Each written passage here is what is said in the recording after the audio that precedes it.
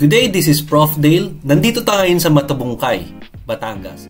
Kung hanap nyo is may stayan na mapakagandang resort, marirecommend ko sa inyo yung Sunshine Inn.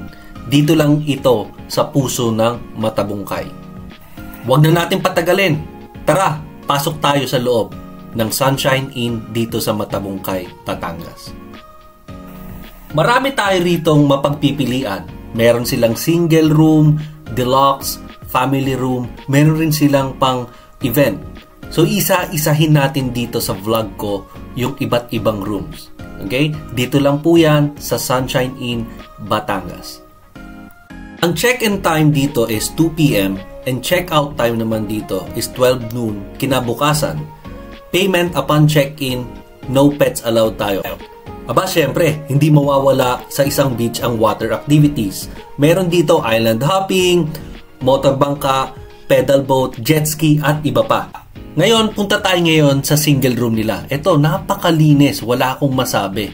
2,750 pesos per night po siya. Ang CR naman nila, napakalinis, may bidet pa, of course, syempre. And then, shower. Ito naman yung kanilang conference room. Pwede ito sa 200 to 250 people.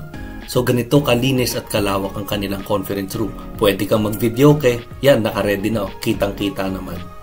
Ngayon, nandito naman tayo sa deluxe room nila. Ito, nasa loob pwedeng 4 to 5 person sa isang room. Ngayon, titignan natin yung CR. Makikita mo naman na napakalawak rin ng CR. Merong bidet, meron ring shower. O, di ba? Ang ganda. Ngayon, nandito naman tayo sa family room. Itong family room na to, it can accommodate 5 to 7 people. Mapapansin niyo sobrang lawak, may tables pa, di ba? Pwede kayong magkwentuhan and then may aircon to. Lahat ng room sila may aircon. Yung CR nito is napakalawak. Okay? So may shower at saka syempre may bidet. Now we go now to this big room. Ito yung big room nila. 10,500 pesos per night. So, it can accommodate around 10 to 12 person. Sobrang lawak. May mga extra mattresses din naman silang ipo-provide dito. Okay, ang maganda rito, libre ang additional mattresses. Okay, sa ibang mga inn and then resort dito, may bayad. Dito lang ang libre.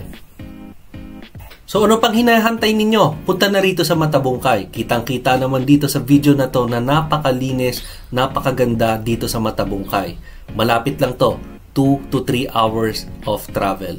So, see you on my next vlog. Bye-bye!